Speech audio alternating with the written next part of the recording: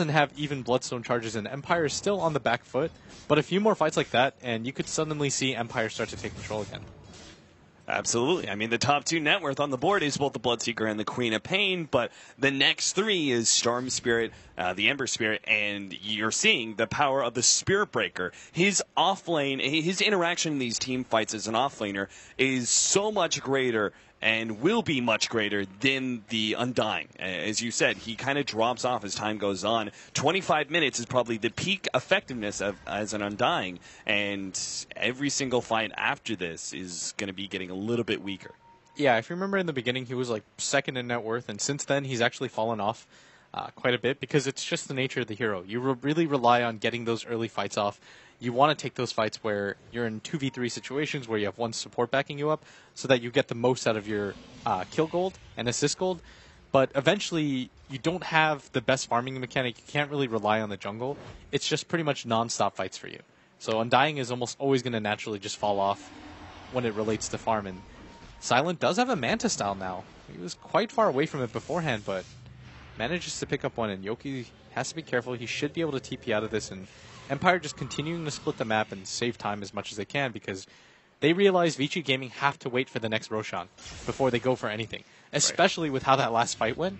You're going to wait for a BKB and probably a BKB on Super and probably the next Aegis before you do anything. So how long do you think that is? The next 3 or 4 minutes at the very least, where Resolution can just continue to get farm, where Silent continues to catch up.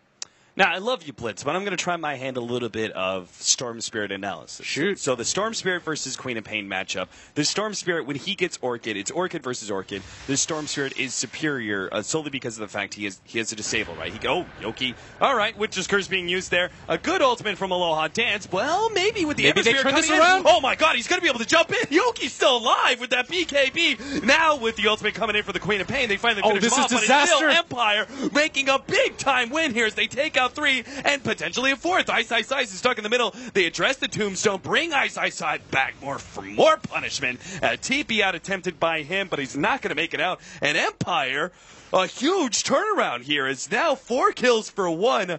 I was like looking at it, Aloha Dance. I was like, oh, that's a great ultimate. I just don't see them being able to do much more. But with Silent coming in and Yoki surviving for so long thanks to that BKB, they just tore Vici Gaming a new one. That fight was absolutely insane. I think Vici Gaming really overestimated how strong they were because if you notice, that's a team that got a little bit too overconfident, and you can judge that by the fact that they went in 1 by 1, assuming that they were going to kill the Spirit Breaker, get out relatively cleanly, but Aloha Dance's ultimate and his kinetic field, it bought way too much time for Yoki to get everything off, and then the rest of the team arrives, the cavalry comes, and now you've got 11 Bloodstone charges on Resolution. Yeah, and that's just insane. Plus, he's going to be able to have that Orchid now. So, and level 3 Ball Lightning as well.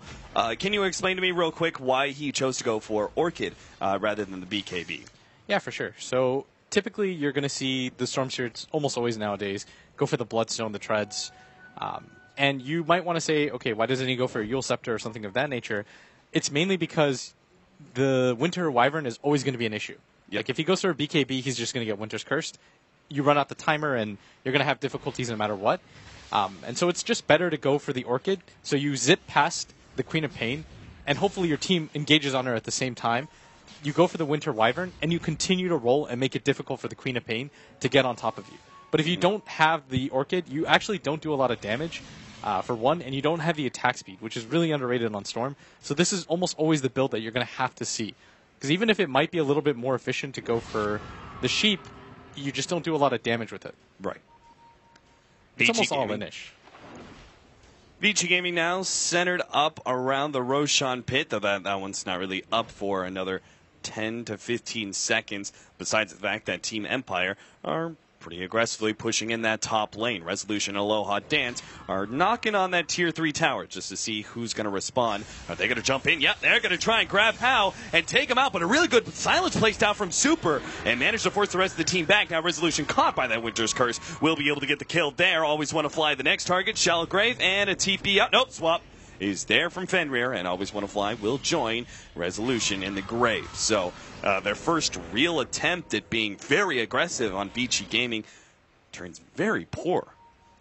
Yeah, they overcommitted by that tier 3 tower. They had to have known that most of Vici Gaming was going to be behind there, and that Winter's Curse is so effective against the Storm Spirit, and they just overcommitted for that a little bit too much. I think the plan was to have the Spirit Breaker run in at the same time as the Orchid completes to do maximum damage on the Queen of Pain and blow her up, but he was just a little bit too far behind, and once he noticed the Queen of Pain was about to BKB, Yoki turns tail, tries to run away, but at that point Empire had committed a little bit too much for that.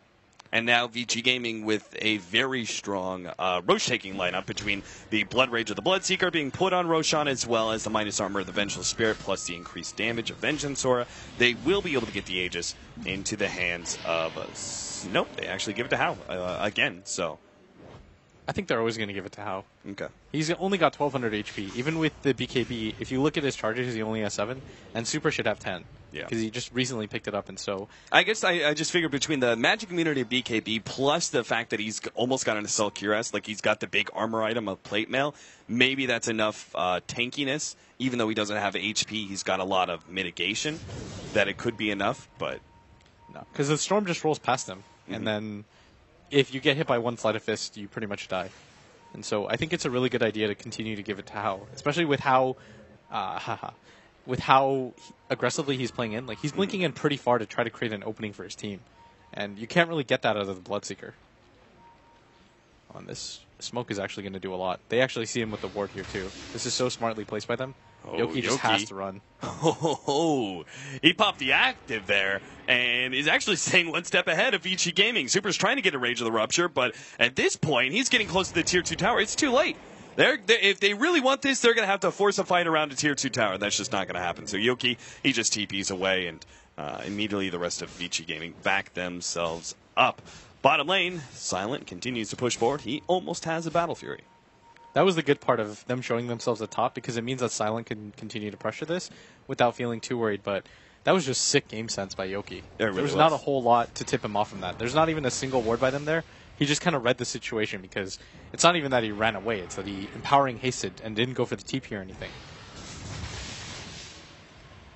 There's that Assault Cuirass for Queen of Pain. Presumably you continue the right-click build for a Quap now. What is the next item as a Queen of Pain that's trying to look towards more physical damage from her right-clicks? Where do you go from here? Scythe of Ice? Yeah, I think you still go for the Hex. You absolutely need it against the majority of the cores on Empire. Now that there is a Manta style on this Ember Spirit, you want a more reliable way of locking him down other than your Orchid, because the Storm Spirit's going to go for a BKB of his own, right? And Silent's actually not going to have a BKB for quite some time. And you're going to have to use the Winter's Curse on either the Spirit Breaker or the Storm Spirit. And so you have no reliable lockdown against an Ember Spirit, so it has to be the Hex. Why do you think you don't reverse the item choices there and go for maybe even get like the Plate Mail and then go for the Scythe of Ice and finish up the AC afterwards, instead of finishing the complete AC first and then going for the disable item later? Because the Scythe of Ice seems to be such a critical item for Vici Gaming to stop both the Storm and Ember from doing whatever they want in team fights. It's just good at fighting against physical damage. It serves that purpose, because if you think about it, there's the Spirit Breaker on the other team. You can negate a lot of his right-click damage. Same with the Storm. You just help your team so much because of the armor aura. At the same time, it's good against the Sleight of Fist, especially. And if you're having trouble taking high ground or you're having trouble hitting towers, then it's especially effective. Yeah, and if you look at the way the Vici Gaming are set up for a 5-man team fight, they've not only got the armor now of Assault Cuirass, but they also have the armor of Mech / Guardian Greaves, which, as your hero drops low enough, they get a big increase in armor, up to an increase of 10 once they drop below 20%. So the melee racks, that swap in. They're going to go for Yoki and do successfully blow him up with the Sonic Wave, and he does not have a buyback. It seems really good ultimate there from Aloha Dance as they target Ice, but now Resolution is hit by that Winter's Curse. Great Shallow Grave, though, is going to keep Resolution alive, and back to the fountain he goes, where he'll heal up and come back once again for vengeance. And the melee racks is about to fall. Vici Gaming, though, can't stick around for too long. The buyback out from the Disruptor is going to look for a glimpse pickoff, but they need vision first, and it just hits nighttime as well. Silent is desperate to be able to see someone, and he's seen how. They'll bring him right back in. He does have that Aegis, makes the blink away. Super's the next target of Resolution, who has just enough mana to be able to make a pull, and Super will end up falling here. Great pickoff for the buyback of the Disruptor. Doesn't look like they're going to get anything more, though. Yeah, and they managed to hold the melee barracks, which is the more important one. It might actually go down. It's so low. Oh my god, are you kidding me? It's got 75 HP, regenning They're up running. over time. They're running as fast as they can. It's fine. It's fine. The creeps will take out the siege wagon, and then melee racks will survive. So it'll regen back up to full, given enough time. How upset do you think they would have been if they lost their racks like that? Incredibly. After that defense, they held for so long, and then it's one single catapult that ruins their dreams. But managing to hold on to that racks, even after the Aegis once again, just kind of, it has to bolster Empire's confidence. And at the same time, the Storm didn't even die in the middle of the Winter's Curse because Always Wanna Fly had such a clutch grave. Like, he might have missed a few in the early game, but that makes up for all of them. And at the same time, How might be the target. They have a DD rune. They know he's there. He's smoked up at the same time, and they might try to look for a quick pickoff, and Resolution's going to miss. FY already blinked himself back. So it seems the smoke is a missed opportunity here. Vici Gaming are going to back up and do a smoke of their own. Fenrir funneling it out to them on the courier right now. Yeah, they should be really worried about this right now because Empire is actually in the losing position because you don't want to be caught out here by the smoke. It's almost certainly going to mean at least one set of racks.